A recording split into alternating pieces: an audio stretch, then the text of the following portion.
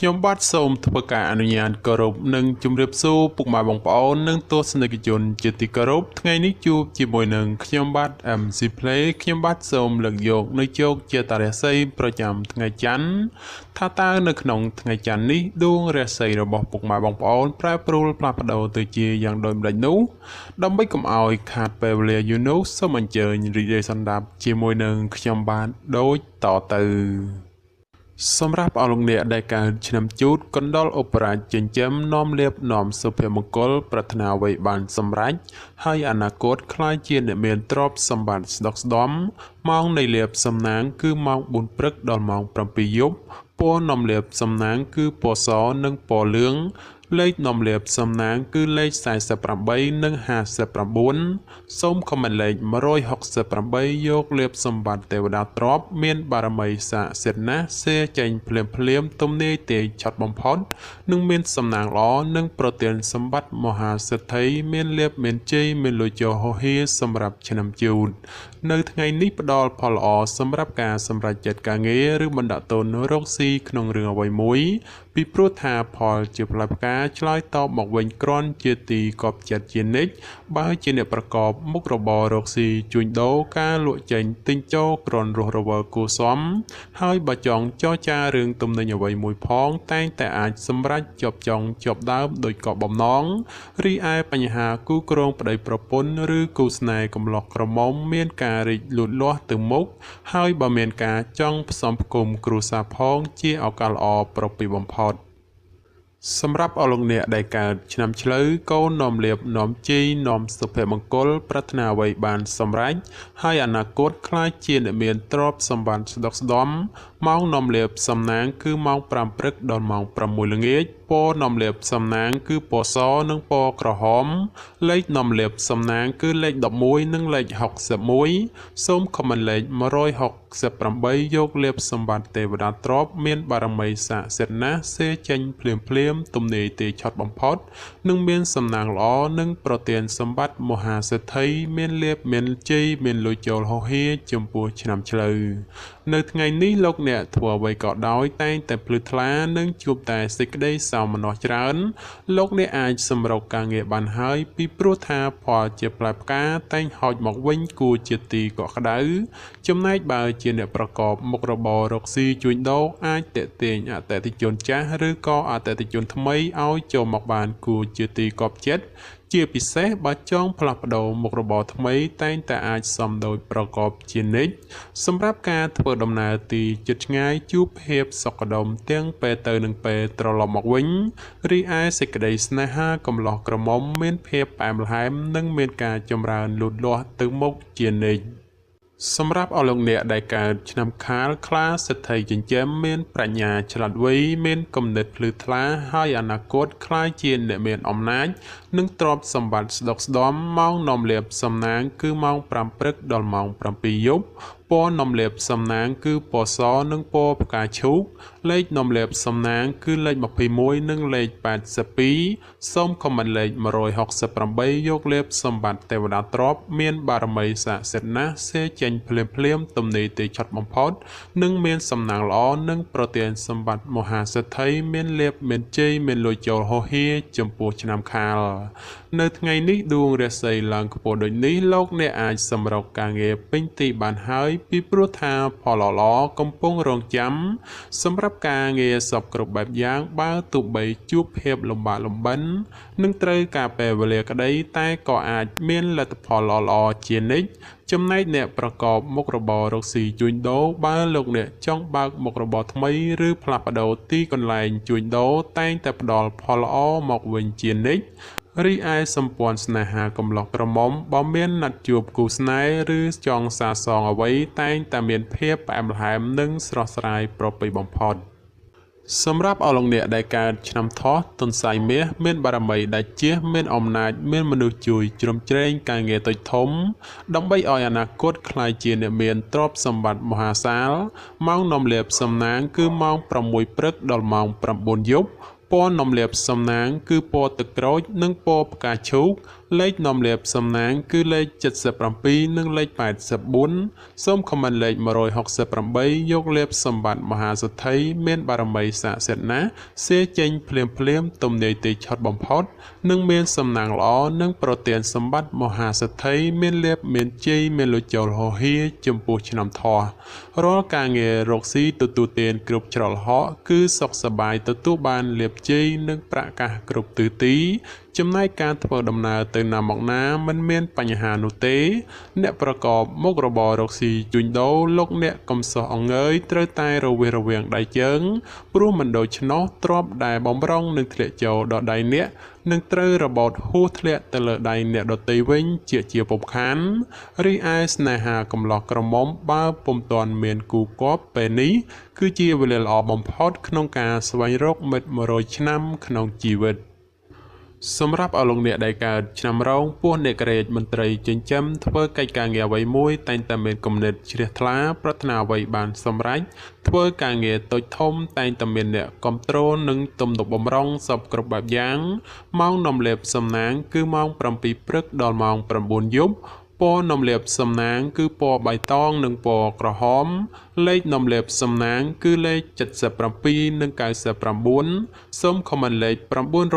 999យកលាភសម្បត្តិអុកញ៉ាមានបារមីស័ក្តិសិទ្ធិណាស់សេចេញភ្លាមទំនាយទេឆុតបំផុតនិងមានសំណាងល្អនិងប្រទានសម្បត្តិមហាសេដ្ឋីមានលាភមានជ័យមានលុយចូលហោហៀចំពោះឆ្នាំរោងនៅថ្ងៃនេះលោកអ្នកអាចទទួលដំណឹងល្អឬមានអ្វីមួយចូលមកឲ្យសប្បាយចិត្តចំពោះអ្នកប្រកបមុខរបររកស៊ីជួញដូរលាភដែលធ្លាប់តែបោលហួសឬក៏ហោះរំលងពេលនេះអាចឆោងចាប់បានខ្លះវិញហើយសម្រាប់ការធ្វើដំណើរទីជិតឆ្ងាយជួបភាពសុខដុមទាំងពេលទៅនិងពេលត្រឡប់មកវិញរីឯសេចក្តីស្នេហាកំឡោះក្រមុំឬមេម៉ាយពោះម៉ាយក្តីបើលោកអ្នកចង់ផ្សំគុំគ្រួសារឬរៀបអាពាហ៍ពិពាហ៍តែងតែសម្រេចជោគជ័យដោយគោលបំណងសម្រាប់អលោកអ្នកដែលកើតឆ្នាំម្សាញ់ពោះទេវតាចិញ្ចឹមមានលាភមានជ័យមានមនុស្សជាច្រើននាំគ្នាស្រឡាញ់រាប់អានសាទរម៉ោងនាំលាភសំណាងគឺម៉ោង7ព្រឹកដល់ម៉ោង7យប់ពណ៌នាំលាភសំណាងគឺពណ៌បៃតងនិងពណ៌ក្រហមលេខនាំលាភសំណាងគឺលេខ69និងលេខ99សូមខមមិនលេខ168យកលាភសម្បត្តិអភិជនលុយរយលាន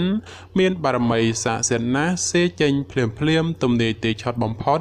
និងមានលាភមានសំណាងល្អនិងប្រទានសម្បត្តិមហាសេដ្ឋីមានលាភមានជ័យមានលុយចូលហោហៀសម្រាប់ឆ្នាំម្សាញ់រាល់ការងាររកស៊ីទទួលទានថ្ងៃនេះទទួលបានលាភផលយ៉ាងក្រាស់ក្រៃលែងសម្រាប់ការរកស៊ីជួញដូរវិញមានការលក់ចេញទិញចូលក្រនកបប្រសើរហើយជាពិសេសនោះបើមានការបើកមុខរបរថ្មីផងគឺពិតជាល្អប្រពៃបំផុតសម្រាប់ការធ្វើដំណើរទីជិតឆ្ងាយគឺជួបតែសេចក្តីសុខក្សេមក្សាន្តដោយសងមួយដងរីឯបញ្ហាគូស្នេហ៍កំឡោះក្រមុំមានការរីកលូតលាស់ទៅមុខនិងមានការចងផ្សំផ្គុំគ្រួសារផងជាឱកាសល្អប្រពៃបំផុតសម្រាប់អលោកអ្នកដែលកើតឆ្នាំមមីសេះមេតបនាំលាភនាំជ័យនាំសុភមង្គលប្រាថ្នាអ្វីបានសម្រេចហើយអនាគតខ្លាយជាអ្នកមានទ្រព្យសម្បត្តិស្ដុកស្ដំម៉ោងនាំលាភសំណាងគឺម៉ោង4ព្រឹកដល់ម៉ោង7យប់ពណ៌នាំលាភសំណាងគឺពណ៌បៃតងនិងពណ៌ក្រហមលេខនាំលាភសំណាងគឺលេខ69និងលេខ99សូមខមមិនលេខ999យកលាភសម្បត្តិទេវតាទ្រព្យមានបារមីស័ក្តិសិទ្ធិណាស់សេចេញភ្លាមទំនាយទេឆុតបំផុតនិងមានសំណាងល្អនិងប្រទានសម្បត្តិមហាសេដ្ឋីមានលាភមានជ័យមានលុយចូលហោហៀចំពោះឆ្នាំមមីនៅថ្ងៃនេះបើទោះបីធ្វើអ្វីក៏ដោយតែងតែមានការជឿនលឿនទៅមុខម្លោះហើយរាល់កិច្ចការងារបើសម្រុកធ្វើតែងតែជោគជ័យត្រឡប់មកវិញសម្រាប់អ្នកប្រកបមុខរបររកស៊ីជួញដូរវិញឃើញថាទាំងការជួញទីជិតឆ្ងាយមានភាពលំនឹងល្អពោលគឺមិនមានអ្វីប្រែប្រួលដូចជាទីគាត់សម្គាល់ទេគឺដូចសពមួយដងសម្រាប់ការធ្វើដំណើរទីជិតឆ្ងាយមានភាពប្រទាំងប្រទើសនិងបញ្ហារត់ចូលច្រើនគប្បីមានការប្រុងប្រយ័ត្នប្រយែងរីឯសេចក្តីស្នេហាប្រុសស្រីព្រោះតែពេលនេះមានរឿងរ៉ាវចូលមកកកផ្លូវចិត្តធ្វើឲ្យកើតមានការប្រទាំងប្រទើគ្នាច្រើន សម្រាប់អលង្អ្នកដែលកើតឆ្នាំមមេពពែមាសមានបារមីដែលជាឈ្នះអមេសត្រូវប្រាថ្នាអ្វីបានសម្រេចនឹងអនាគតក្លាយជាមហាសិទ្ធិគេហបតីឬក៏គេហបតីជាន់ខ្ពស់សម្រាប់ម៉ោងនំលាបសំណាងគឺម៉ោង5ព្រឹកដល់ម៉ោង7យប់ពណ៌នំលាបសំណាងគឺពណ៌ខ្មៅនិងពណ៌ស្វាយលេខនំលាបសំណាងគឺលេខ19និងលេខ29សូមខមមិនលេខ555យកលេបសម្បត្តិអ្នកមានជាន់ខ្ពស់មានបារមីស័ក្តិសិទ្ធិណាស់សេចេញភ្លាមទំនេរទេឆត់បំផុតនិងមានសំណាងល្អនិងប្រទានសម្បត្តិមហាសេដ្ឋីមានលេបមានជ័យមានលុយចូលហោហេចំពោះឆ្នាំមមេនៅថ្ងៃនេះបើទោះបីធ្វើអ្វីក៏ដោយលោកអ្នកតែងតែមានការប្រុងប្រយ័ត្នប្រយែងនិងគិតគូរឲ្យបានគ្រប់ជ្រុងជ្រោយពីព្រោះថាផលលំបាកងាយនឹងធ្លាក់មកត្រូវរែកប៉ុណ្ណាសម្រាប់អ្នកប្រកបមុខរបររកស៊ីជួញដូរការជួញទីជិតឆ្ងាយក្នុងថ្ងៃនេះមានភាពប្រទើងប្រទែច្រើននិងជាពិសេសឲ្យប្រយ័ត្នមានការចំនួនវិវាទកើតឡើងសម្រាប់ការធ្វើដំណើរទីជិតឆ្ងាយពុំសូវមានសុវត្ថិភាពទេជាពិសេសប្រយ័ត្នប្រយែងក្រុមមនុស្សយាយីឈ្នានីសដោយប្រការណាមួយរីឯបញ្ហាសេចក្តីស្នេហាកំឡោះក្រមុំ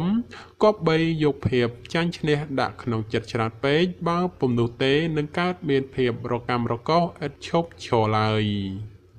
សម្រាប់អលង្អ្នកដែលកើតឆ្នាំវោកស្វាមន្ត្រីចិញ្ចឹមនាំលៀបនាំជ័យនាំសុភមង្គលប្រាថ្នាអ្វីបានសម្រេចហើយអនាគតខ្លាយជាអ្នកមានទ្រព្យសម្បត្តិស្ដុកស្ដម្ភម៉ោងនាំលៀបសំណាងគឺម៉ោង5ព្រឹកដល់ម៉ោង6ល្ងាចពណ៌នំលាបសំណាងគឺពណ៌ខ្មៅនិងពណ៌សលេខនំលាបសំណាងគឺលេខ01និងលេខ69សូមខមមិនលេខ999យកលេបសម្បត្តិមហាសំពៅលួងមានបារមីស័ក្តិសិទ្ធិណាស់សេចេញភ្លាមទំនេរទេឆត់បំផុតនិងមានសំណាងល្អនិងប្រទានសម្បត្តិមហាសិទ្ធិមានលេបមានជ័យមានលុយចូលហោហេចំពោះឆ្នាំវោក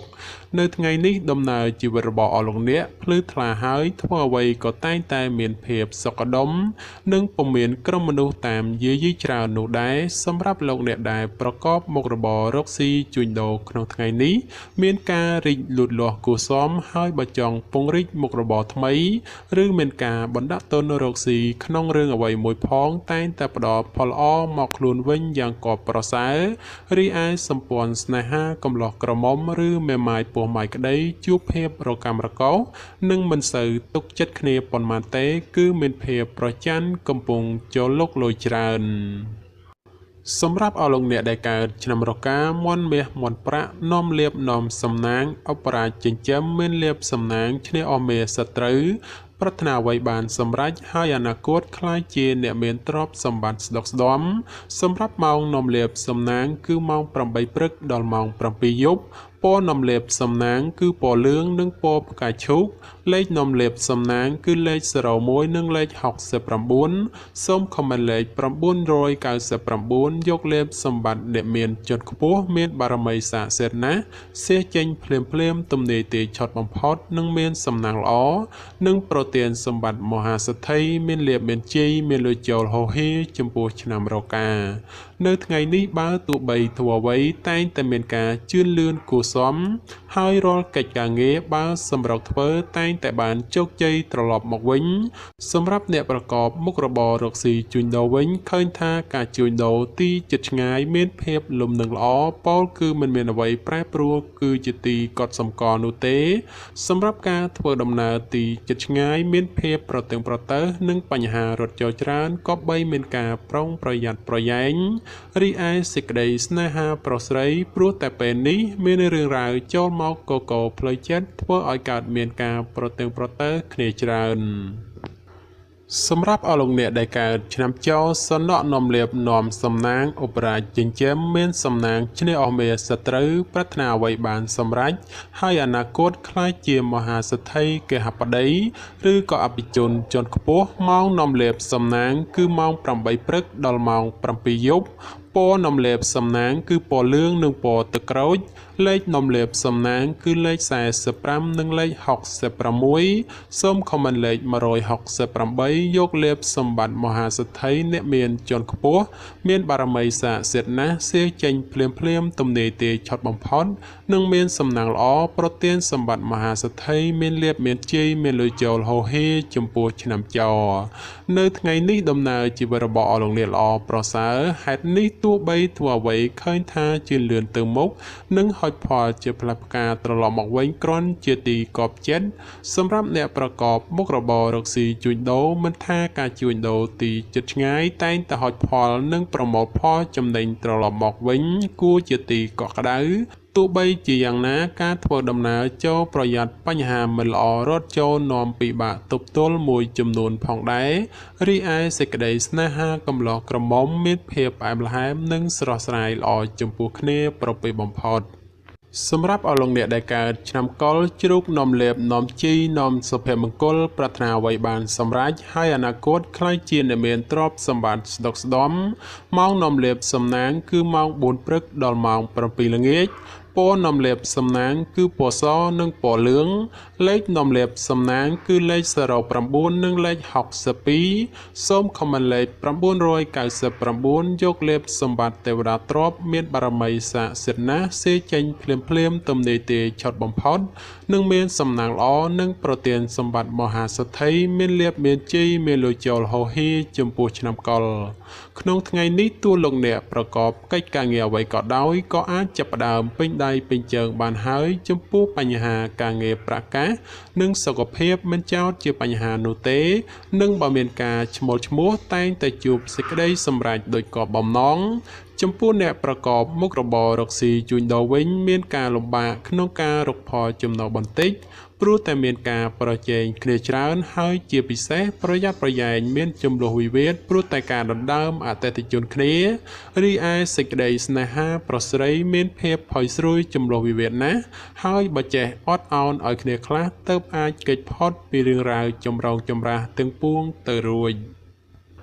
បាទចំពោះជោគជាតារាសីប្រចាំឆ្នាំទាំង12ខ្ញុំបាទក៏សូមបញ្ចប់ត្រឹមតែប៉ុណ្ណេះជាចុងក្រោយខ្ញុំបាទក៏សូមអរគុណដល់ពុកម៉ែបងប្អូនដែលតែងតែចំណាយពេលវេលាដ៏មានតម្លៃមករីករាយសន្តាប់នៅហោរាសាស្ត្រពី Channel របស់ខ្ញុំបាទ